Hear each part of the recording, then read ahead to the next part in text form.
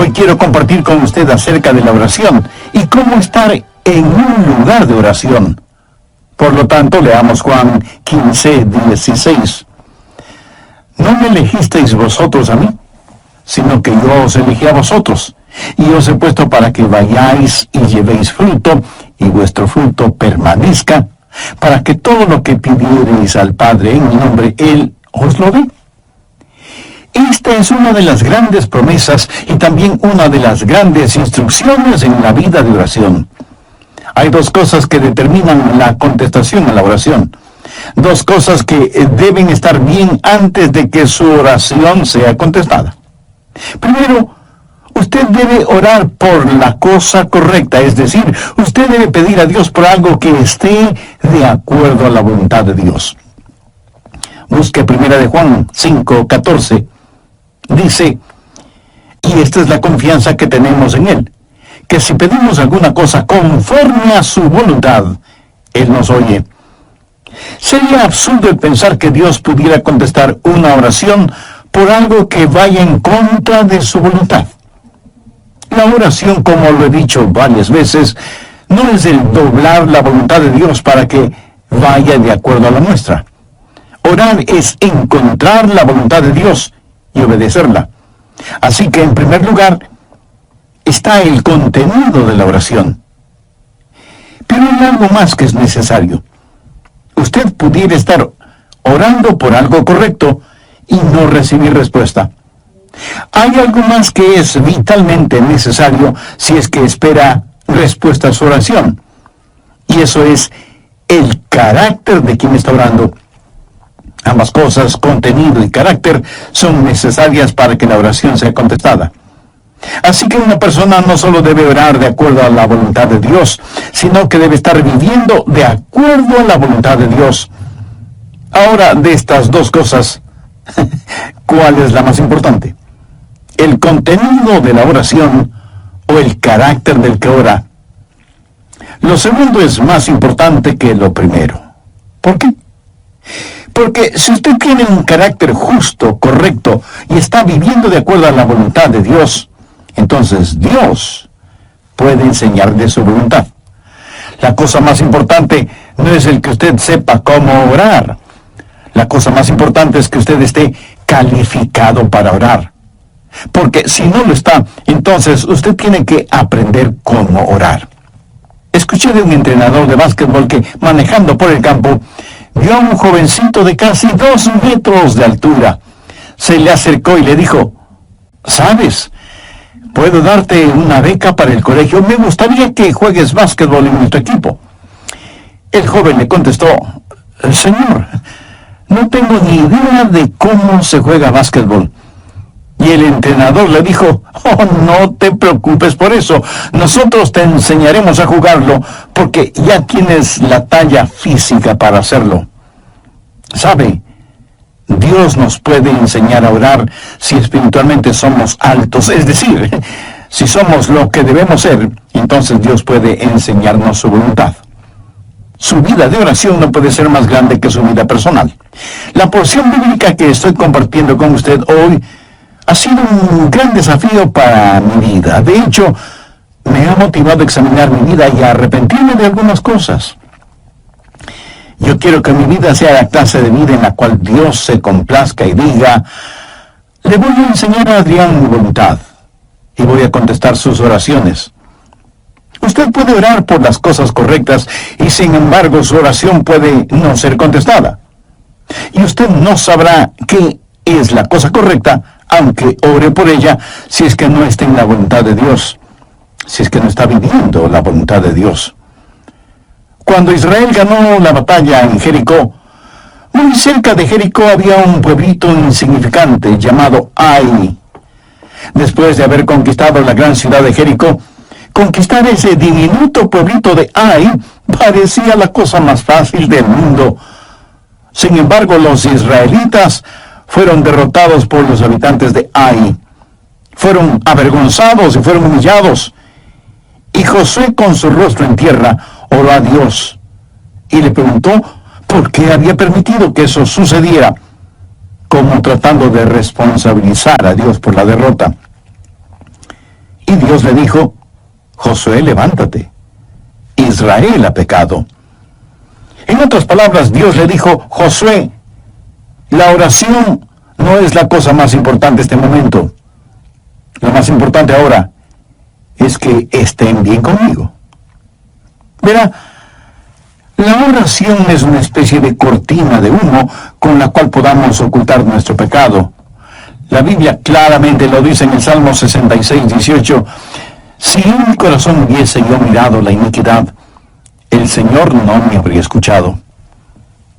Es la vida la que ora. Usted puede predicar aún sin estar bien con Dios. Y debo confesar con vergüenza, pena y arrepentimiento que algunas veces yo he sido culpable de eso. Usted puede enseñar sin estar bien con Dios. Es más, usted puede testificar sin estar bien con Dios. ¿Sabe por qué? Porque todo esto lo hacemos de persona a persona. Usted no conoce mi corazón. Solo me está escuchando. Y está probablemente diciendo: espero que esté en lo correcto, pastor. Creo que usted es un buen hombre. Bueno, espero que usted crea que lo soy, porque, dicho sea de paso, creo que lo soy. Usted puede tener un maestro con el don de conocimiento y de expresión, y lo que enseña es bueno. Usted puede testificar, y sin embargo su corazón no estar bien con Dios. Pablo dijo en Filipenses 1:16, los unos anuncian a Cristo por contención, pensando añadir aflicción a mis prisiones.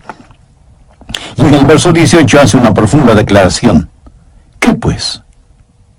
Que no obstante, de todas maneras, o por pretexto o por verdad, Cristo es anunciado. Y en esto me gozo, y me gozaré aún. Usted podría cantar, enseñar, testificar y aún predicar sin estar bien con Dios. No digo que debería hacerlo, sino que podría hacerlo. Pero definitivamente usted no puede orar sin estar bien con Dios. ¿Sabe por qué? Porque las otras cosas son de persona a persona y nosotros nos podemos engañar mutuamente.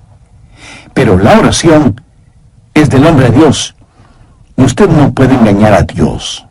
Y francamente, esa es la razón por la que muchos no oran. No pueden engañar a Dios.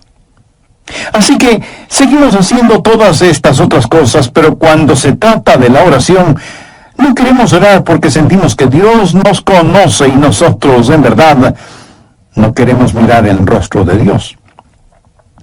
Cuando usted se desvía espiritualmente, la primera cosa que desaparecerá de su vida será su vida de oración. Cuénteme acerca de su vida de oración y yo le diré qué clase de relación tiene con Dios. Cuando usted apostata, lo primero que dejará no será necesariamente el ganar almas, o el enseñar, o el predicar, o el cantar, o su trabajo en la iglesia, o ser miembro de algún comité, o ser anciano o diácono de su iglesia. No. Lo primero que desaparecerá de su vida será la oración. Porque su vida de oración tiene que estar bien antes de que pueda orar. Nuestra naturaleza carnal no quiere orar. Y hablo de una vida de oración, no el balbucear unas cuantas palabras religiosas. La clase de vida de oración que usted viva será la mejor evidencia de cuán espiritual es. Y lo que es usted en privado delante de Dios, eso es lo que es. Y la razón por la que muchos no oramos es porque no somos demasiado. Y como la oración es una doble avenida, Dios y el hombre y Dios, usted no puede falsificar esta relación por mucho tiempo. A veces, forzadamente, se encuentra en una reunión de oración y dice una oración que ya la tiene memorizada.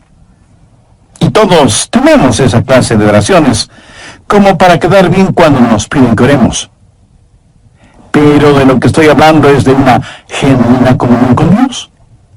La parte más importante de su vida de oración es la condición de su corazón. Anote al margen Santiago 5:16. La oración eficaz del justo puede mucho. Y el Salmo 66, 18, si en mi corazón hubiese yo mirado a la iniquidad, el Señor no me habría escuchado. Busque la primera epístola de Juan, capítulo 3, verso 22. Y cualquier cosa que pidiésemos, la recibiremos de Él, porque guardamos sus mandamientos y hacemos las cosas que son agradables delante de Él. Ahora, si usted no guarda sus mandamientos y no hace lo agradable delante de Él, no espere que sus oraciones sean contestadas. Las oraciones contestadas no son para los rebeldes. El contenido de la oración y el carácter de quien ora son cosas necesarias a fin de que la oración sea contestada. Vamos ahora al Evangelio de Juan, capítulo 15. Quiero compartir con usted 3 principios para tener una vida correcta para poder orar. Juan 15, desde el verso 1. Yo soy la vid verdadera, y mi Padre es el labrador. Todo pámpano que en mí no lleva fruto lo quitaré, y todo aquel que lleva fruto lo limpiará, para que lleve más fruto. Ya vosotros estáis limpios por la palabra que os he hablado. Permaneced en mí y yo en vosotros. Como el pámpano no puede llevar fruto por sí mismo si no permanece en la vid, así tampoco vosotros si no permanecéis en mí. Yo soy la vid, vosotros los pámpanos. El que permanece en mí y yo en él, éste lleva mucho fruto, porque separados de mí nada podéis hacer. El que en mí no permanece será echado fuera como pámpano y se secará, y los recogen y los echan en el fuego y arden. Si permanecéis en mí y mis palabras permanecen en vosotros, pedid todo lo que queréis y os será hecho. Primero, no voy a tratar de pasar de listo y le voy a decir las cosas tal como son. Usted tiene que permanecer en Cristo si quiere que sus oraciones sean contestadas. Note lo que dice el verso 7. Si permanecéis en mí y mis palabras permanecen en vosotros, pedid todo lo que queréis y os será hecho. Nosotros debemos ser a Jesucristo lo que el pámpano es a la vid. Así de simple. El pámpano tiene que aceptar el propósito de la vid para su vida y su existencia. Miremos nuevamente lo que dice el verso 4. Permaneced en mí y yo en vosotros. Como el pámpano no puede llevar fruto por sí mismo, si no permanece en la vid, así tampoco vosotros si no permanecéis en mí. Así que, ¿cuál es el propósito del pámpano? Llevar fruto. Ese es el propósito de un pámpano en la vid, llevar fruto. Ahora, si usted no lleva fruto, es un pámpano inservible. Si alguien le regala una canasta con bananas, naranjas, manzanas y algunas ramitas de la vid, usted podrá saborear las frutas. ¿Pero qué va a hacer con las ramas de la vid? ¿Masticarlas? ¿Chuparlas? No lo creo. Los pámpanos de la vid deben llevar fruto. Juan 15, 16. No me elegisteis vosotros a mí, sino que yo os elegí a vosotros. Yo os he puesto para que vayáis y llevéis fruto. Si usted quiere que sus oraciones sean contestadas, tiene que permanecer en Cristo para que Él pueda utilizar su vida como pámpano que lleva su fruto. ¿Alguna vez le ha pedido a Dios que le sane de alguna enfermedad y Él le curó? Y gracias a Dios por eso. Pero suponga que usted le oró a Dios para que le sane y Él no lo hizo. Bueno, puede haber un número de razones para eso. Una pudiera ser la siguiente. Dios le pregunta, ¿por qué debo darte salud para que sigas sirviendo al diablo? Es decir, ¿por qué la vid debe darle vida al pámpano si el pámpano no produce ningún fruto? Esa clase de pámpano debe ser extirpado. ¿Por qué Dios debe bendecirle? ¿Cuál es el propósito de la oración? El propósito de la oración es que Dios sea glorificado cuando usted produzca mucho fruto. Juan 15:8 dice, en esto es glorificado mi Padre, en que llevéis mucho fruto y seáis así mis discípulos. A Amigo, permítame preguntarle en una forma muy personal, ¿es su vida una vida que glorifica a Dios? Y si es que su vida no glorifica a Dios, ¿por qué debería Dios contestar sus oraciones? Recuerde que usted dará fruto solo cuando permanezca en Cristo. No necesitamos más pámpanos. Lo que necesitamos son pámpanos saludables que, permaneciendo en la vid, den mucho fruto. El pámpano no produce el fruto. Lo único que hace es llevar el fruto. El fruto no es la responsabilidad del pámpano, es la responsabilidad de la vid. La responsabilidad del pámpano es permanecer en la vid. ¿Le parecería correcto el pedir a Dios que le bendiga financieramente cuando no tiene ninguna intención de dar para la obra de Dios por medio de su iglesia o de organizaciones misioneras? ¿Le parecería lógico el orar que Dios le dé buena salud cuando su cuerpo lo ha dedicado para sus propios placeres y no para que sea la morada del Espíritu Santo? ¿Cree usted que sería correcto el orar por sus familiares, vecinos y amigos perdidos cuando usted no quiere ser el instrumento de Dios para ese propósito y está esperando que Dios envíe a otra persona para que haga ese trabajo?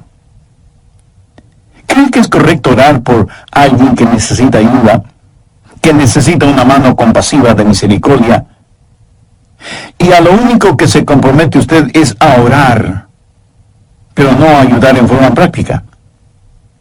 Déjeme decir todo esto de otra forma. Estaría bien que el pámpano le orara a la vid y le dijera: veo que vas a producir muchos racimos de jugosas uvas, y no estuviera dispuesto a llevar algunos de esos racimos. Si no permanecemos en la vid, si como pámpanos no estamos dispuestos y listos para cumplir el propósito de la vid, ¿por qué Dios debería derramar sus bendiciones sobre nosotros? Veamos nuevamente el verso 7. Si permanecéis en mí y mis palabras permanecen en vosotros, pedid todo lo que queréis y os será hecho. Si usted todavía no es un pámpano en la vid, le invito a orar de la siguiente manera: Señor Jesús, yo deseo ser uno de tus pámpanos. Deseo tu vida fluyendo a través de la mía. Pero antes necesito que perdones mis pecados, me limpies, me sanes y me salves.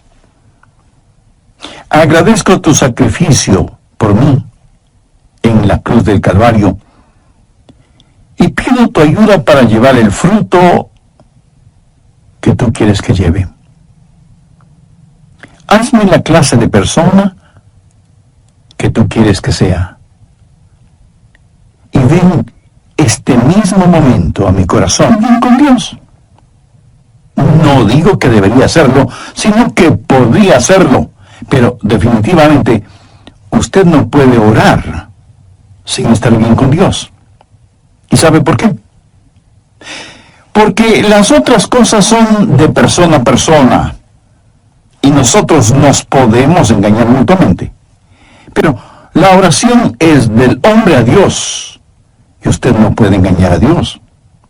Y francamente, esa es la razón por la que muchos no oran. No se puede engañar a Dios.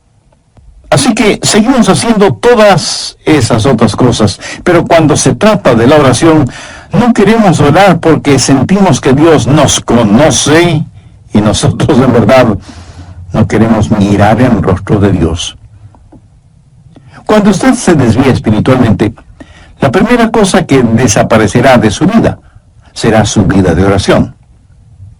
Cuénteme acerca de su vida de oración y yo le diré qué clase de relación tiene usted con Dios. Cuando usted apostata, lo primero que dejará no será necesariamente el ganar almas, o el enseñar, o el predicar, o el cantar, o su trabajo en la iglesia, o ser miembro de algún comité, o ser anciano o diácono en su iglesia. No. Lo primero que desaparecerá será su vida de oración. Porque su vida de oración tiene que estar bien antes de que pueda orar. Nuestra naturaleza carnal no quiere orar.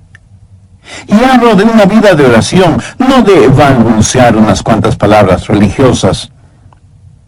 La clase de vida de oración que usted viva será la mejor evidencia de cuán espiritual es.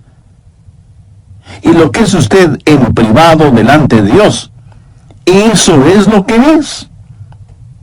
Y la razón por la que muchos no oramos es porque no somos demasiado. Y como la oración es una doble avenida, Dios y el hombre y Dios, usted no puede falsificar esta relación por mucho tiempo. Escuche lo siguiente muy atentamente. No ore por nada que no esté dispuesto a que Dios lo haga por intermedio suyo. No estoy diciendo que Él siempre lo hará por su intermedio. Si lo que pide no está de acuerdo a la voluntad de Dios, le puedo asegurar, bajo la autoridad de la palabra de Dios, que Él no lo hará. No importa que usted ore postrado en tierra con sus vestidos rasgados y cubierta su cabeza con ceniza. La prueba de su permanencia en Él es el fruto que exhibe. Es decir, si usted no lleva ningún fruto, no trate de convencer a nadie de que permanece en Cristo. ¿Y qué es el fruto después de todo? El fruto es la expresión externa de su naturaleza interna. Miren los árboles frutales. A cierta distancia usted no puede decir si es un árbol de peras, o de manzanas, o de duraznos, o de cualquier otra fruta. Tal vez usted sí puede identificarlos. Yo en eso soy ignorante. Para mí todos los árboles me parecen iguales. Pero los puedo identificar de inmediato cuando veo su fruto. Por su fruto, usted reconoce el árbol.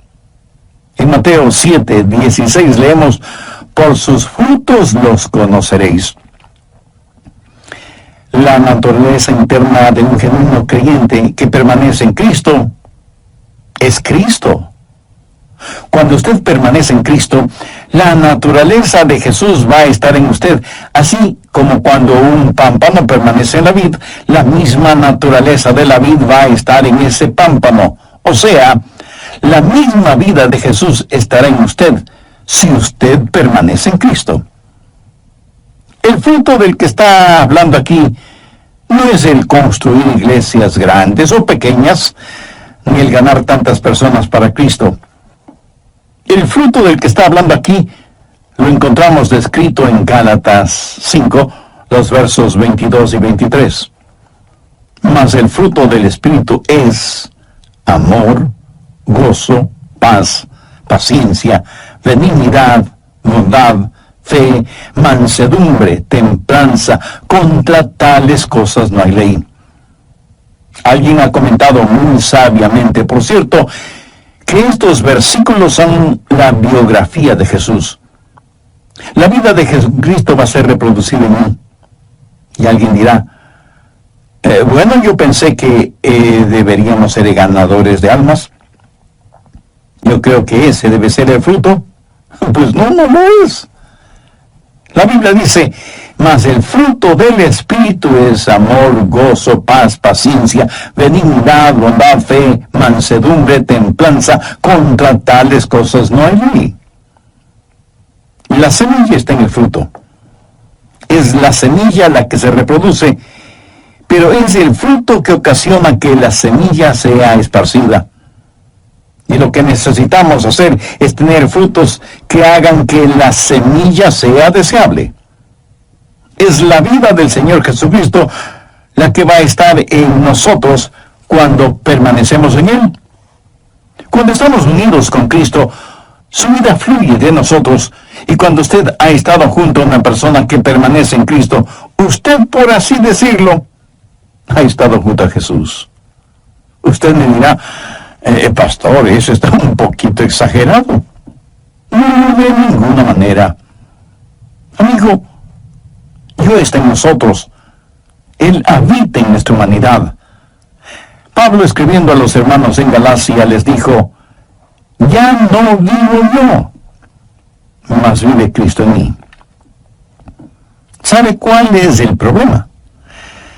La gente está teniendo contacto con iglesias, denominaciones, programas y estructuras. Y lo que la gente realmente necesita es tener contacto con Jesucristo. Necesitan conocer a Jesús. La vida de Dios necesita fluir de nosotros. Y cuando la vida de Dios emane, salga de nosotros, es cuando daremos fruto, y fruto que permanezca. Veamos una vez más Juan 15:16. No me elegisteis vosotros a mí, sino que yo os elegí a vosotros, y os he puesto para que vayáis y llevéis fruto. Si usted, el pámpano, no está dando ningún fruto, es que no está permaneciendo en Cristo, que es la vid. Usted está rechazando a aquel que le ha escogido y le ha ungido para que dé fruto, y para que su fruto permanezca. Otra vez diré que el fruto del que estamos hablando no es ningún edificio, porque a la larga todos los edificios se convertirán en ruinas. Solo espere que pase el tiempo. Y con ese pasar del tiempo, el frío pero real aliento de la destrucción terminará con edificios y todo lo demás. Todo lo que el hombre construye, el hombre lo puede destruir, o el tiempo lo hará. Pero lo que usted hace en el poder del Espíritu Santo de Dios nunca jamás será destruido. Ese fruto permanecerá, será eterno. Todo lo demás será como madera, heno y hojarasca frente al tribunal de Cristo. Por los países del mundo viajan algunos evangelistas que han memorizado algunos cuantos mensajes evangelísticos. Y yo no estoy en contra de eso. Pero ellos dicen: hemos tenido tremendas reuniones. 500 personas hicieron decisiones de fe. Bueno, si usted quiere saber si fueron tremendas reuniones evangelísticas, regrese un año después y vea si hay 500 discípulos. Dios no nos mandó primordialmente a que tratemos de que la gente haga decisiones. Dios nos mandó a hacer discípulos. Los frutos sensacionalistas son como el Alka-Seltzer, burbujean y hacen ruido hasta que se les termine el gas. Cualquier cosa que Jesús hace permanece para siempre. El pámpano no produce el fruto. La vid produce el fruto. El pámpano lleva el fruto. Si usted quiere que sus oraciones sean contestadas, tiene que permanecer. Si permanecéis en mí, y mis palabras permanecen en vosotros, pedid todo lo que queréis, y os será hecho. Cuando usted comienza a dejar que la vida de Jesucristo fluya a través suyo, cuando está disponible para los propósitos de Cristo, cuando se rinda por completo a Jesús como el pámpano a la vid, entonces, mi querido amigo, tendrá la clase de vida que necesita para orar y que sus oraciones sean contestadas. Pero note que él da otra calificación en el verso 7 y también tiene que ver con el carácter de la persona que está orando. Si permanecéis en mí y mis palabras permanecen en vosotros, pedid todo lo que queréis y os será hecho. Hay una vida en comunión con el Señor, y eso es permanecer en Él. Y hay una vida controlada por el Señor, y esa es su palabra que permanece en nosotros. Y estas dos cosas construyen un carácter, y ese carácter será evidente en la vida de quien ora. ¿Qué significa que su palabra permanezca en nosotros? La palabra permanecer quiere decir vivir con, estar permanentemente en el hogar. Cuando la palabra de Dios llega, no lo hace como huésped.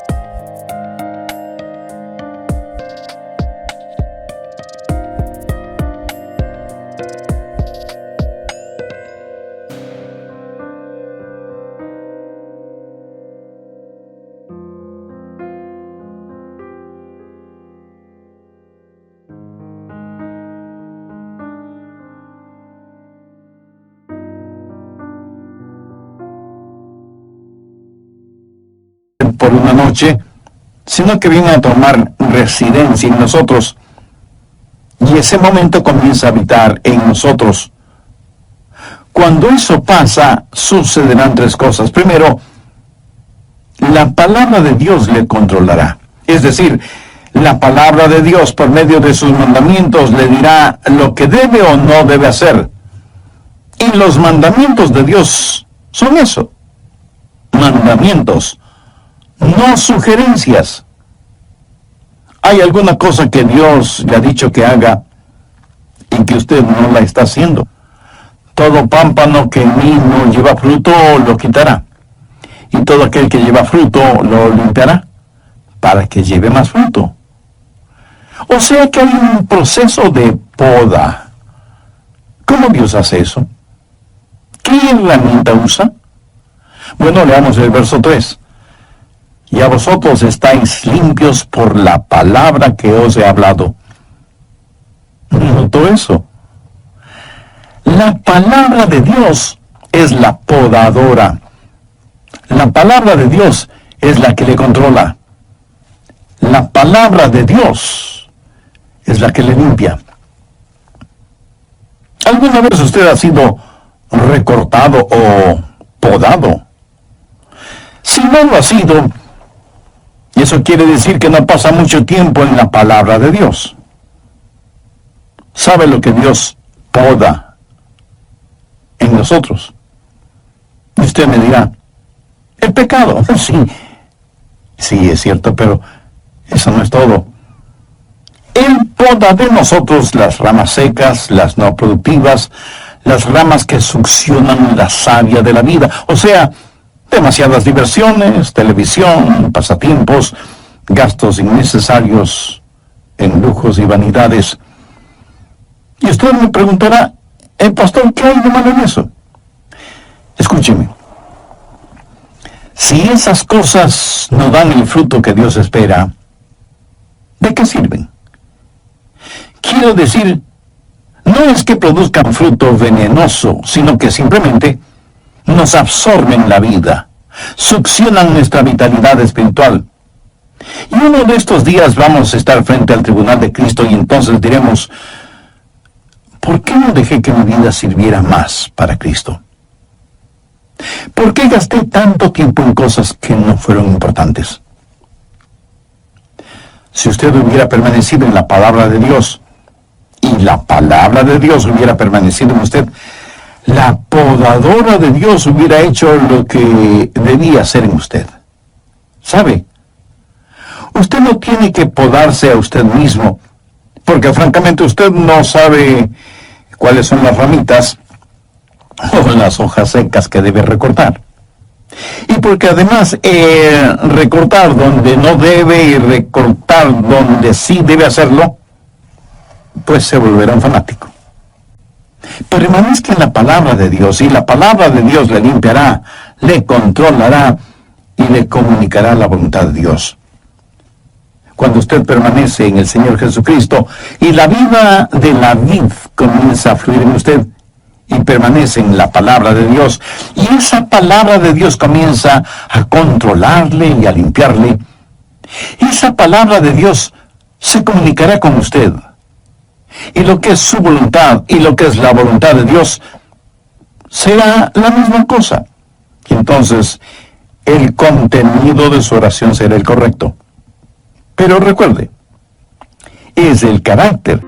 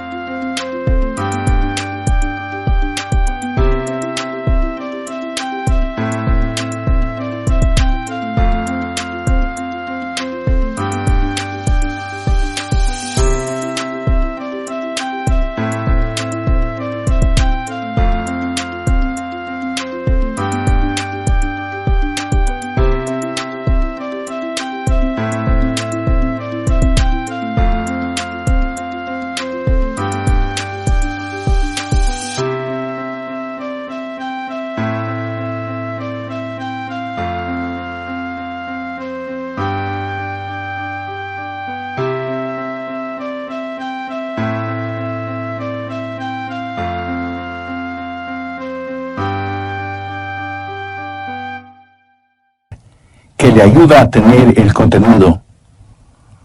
¿Sabe cuál es el mayor obstáculo para su vida de oración? Usted. Yo quiero que la gente sea bendecida con el fruto de mi vida. Y yo creo que usted desea lo mismo. Yo quiero que mis hermanos en la fe, mis hijos, mis nietos, mis amigos puedan saborear el fruto de una vida que permanece en Cristo. Y permítame decirle algo personal. He sido desafiado por la palabra de Dios ahora mismo. No estoy aquí como el paradigma de alguien que ya lo ha solucionado todo.